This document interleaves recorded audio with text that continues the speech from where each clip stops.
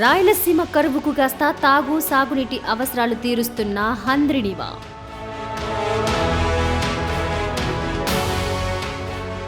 హంద్రినీవా పథకానికి ఇంజనీరింగ్ ప్రత్యేకతలే, నీటి పంపింగ్లో మరిన్ని రికార్డులే.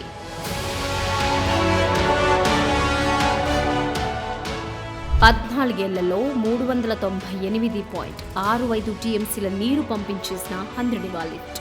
శ్రీశైలం, నాగార్జున సాగర్ తరహాలో ఈ లిఫ్ట్ నీరందిస్తుంది కదూ. వాటితో పోలిక కరెక్ట్ కాదు, కానీ మనకు సులభంగా అర్థం కావాలంటే పోలిక తప్పదు.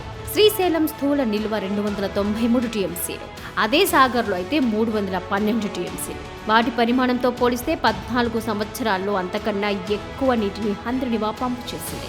అర్థమవుతోంది కదూ ఎంత పరిమాణం నీటిని మనం ఈ పథకం ద్వారా తోడామో.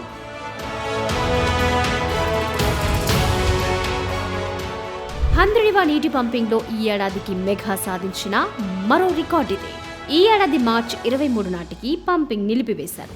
ఆ రోజుకి 398.65 టీఎంసీల నీరు లిఫ్ట్ అయింది.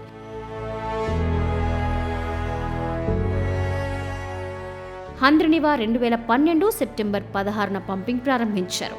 అప్పటి నుంచి ప్రతి ఏడాది వర్షాకాలంలో నీటిని పంపు చేస్తూనే ఉంది.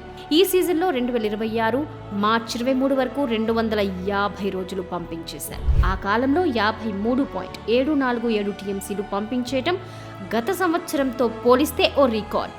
2020-21లో 260 రోజుల్లో 42.39 టీఎంసీలు తోడారు. ఆ రికార్డును ఈ ఏడాది అధిగమించింది. 2019-20 సంవత్సరంలో 270 రోజుల పాటు 42.04 టీఎంసీలు లిఫ్ట్ చేశారు. ఆ రెండేళ్ల వరుస రికార్డులను ఈ సంవత్సరం అధిగమించింది.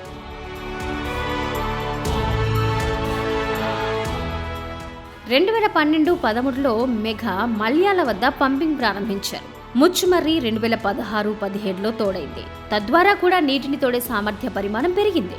హంద్రినీవా పథకం పొడవైన అతి పెద్దది ఎత్తిపోతల పథకం. కర్నూలు జిల్లాలోని మాల్యా నుంచి చిత్తూరు జిల్లాలోని నీవా నది వరకు నీరు.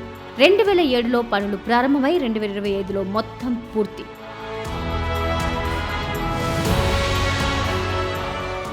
ప్రపంచంలోనే అత్యంత దూరమైన ప్రధాన కాలువ ద్వారా నీరు అందించే భారీ ఎత్తిపోతల పథకం ఇది.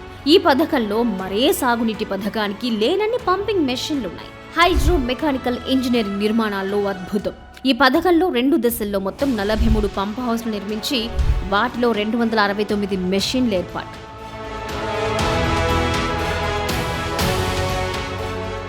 ఈ పథకం నిర్మాణంలో ముఖ్యంగా పంపింగ్ కేంద్రాల ఏర్పాటులో మెగా ఘనతను సొంతం చేసుకుంది.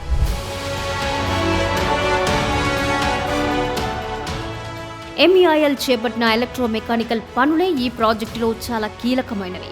2012లో మొదటి దశ ఎంఈఐఎల్ పూర్తి చేసినప్పటి నుంచి 14 ఏళ్లుగా విజయవంతంగా నిర్వహణ.